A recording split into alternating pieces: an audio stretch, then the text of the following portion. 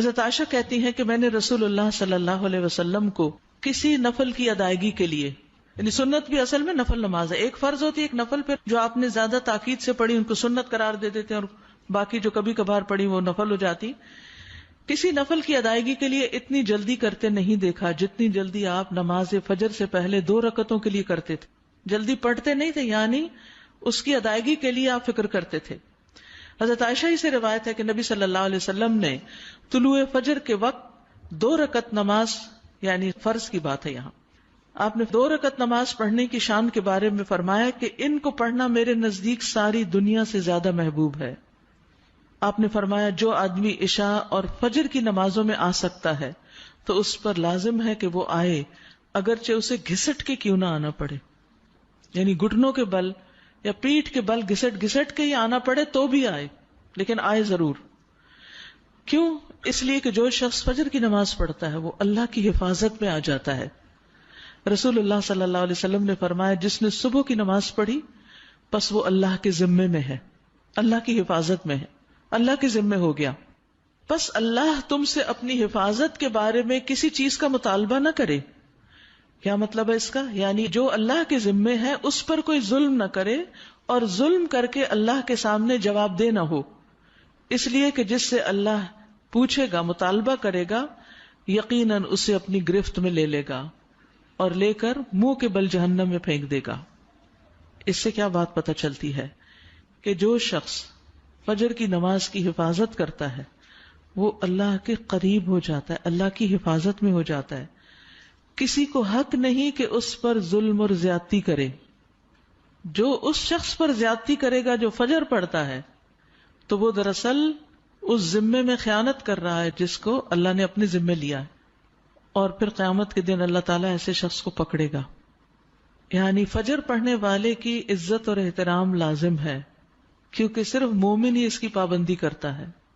بہت سے لوگوں کے لیے فجر کی نماز بڑی بھاری ہوتی ہے، وہ ایک خاص وقت سے پہلے نہیں اٹھتے.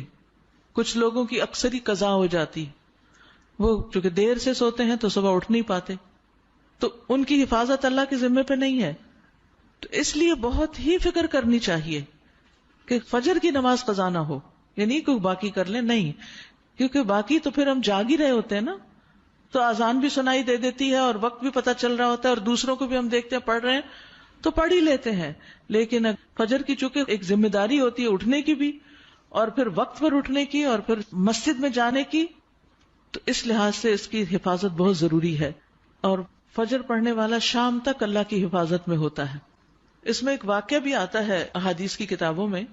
اعمش کہتے ہیں کہ سالم بن عبداللہ بن عمر، ابن عمر کے کیا لگے بیٹے اور حضرت عمر کے پوتے، یہ حجاج کے پاس بیٹھے ہوئے تھے. حجاج کے بارے میں سب جانتے ہیں کہ بہت ظلم کرتا تھا. تو حجاج نے ان سے کہا اٹھو اور فلاں آدمی کی گردن مار دو. تو سالم نے تلوار اٹھا لی کیونکہ اس کا حکم تھا مارنے کا، اور اس آدمی کو پکڑا اور محل کے دروازے کی طرف چل پڑا. تو ان کے والد ابن عمر نے ان کو دیکھ لیا جب وہ اس آدمی کو باہر لے کے جا رہے تھے. تو انہوں نے کہا کہ کیا یہ واقعی ایسا کرنے جا رہا ہے؟ انہوں نے 2-3 بار یہ بات دہرائی. پھر باہر لا کر سالم نے اس سے پوچھا کیا تم نے فجر کی نماز پڑھی ہے؟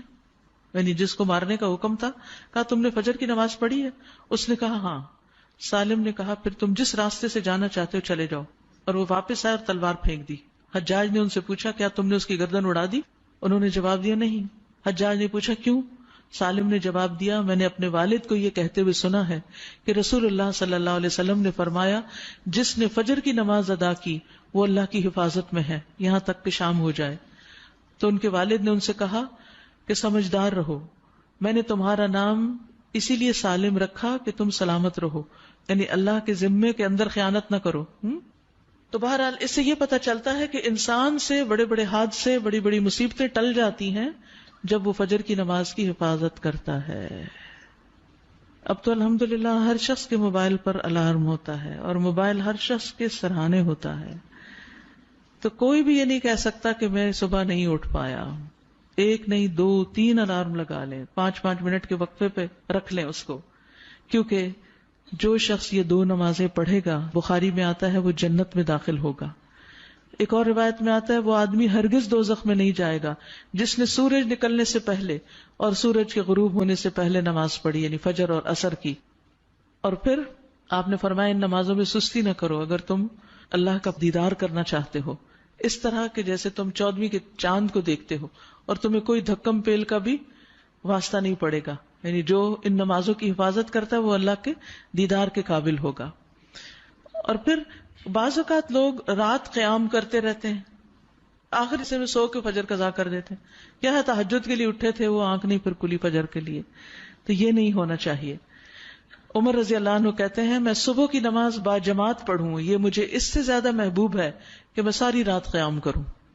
ساری رات کے نوافل سے زیادہ محبوب ہے کہ فجر کی نماز جماعت کے ساتھ. ہاں منافق پر فجر کی نماز بھاری ہوتی ہے، تو منافقت سے نکلنے کے لیے، نفاق سے نکلنے کے لیے اس نماز کی پابندی ضروری ہے. ابی بن کعب کہتے ہیں ایک روز رسول اللہ صلی اللہ علیہ وسلم نے ہمیں صبح کی نماز پڑھائی. اس کے بعد فرمایا کیا فلاں حاضر ہے؟ لوگوں نے کہا نہیں. آپ نے پوچھا کیا فلاں آیا ہے؟ لوگوں نے کہا نہیں. آپ نے فرمایا بلا شبہ یہ دو نمازیں منافقوں پر سب سے بھاری ہیں، سب نمازوں سے زیادہ بھاری، یعنی فجر اور عشاء. اور اگر تمہیں معلوم ہو کہ ان میں کیا کچھ اجر و ثواب ہے تو تم ان میں ضرور آؤ، خواہ گھٹنوں کے بل ہی کیوں نہ آنا پڑے. تو اس لیے خود بھی اور اپنے گھر والوں کو بھی، اپنے بچوں کو بھی اس کا پابند کریں. سبحانک اللہم و بحمدک اشہد ان لا الہ الا انت استغفرک.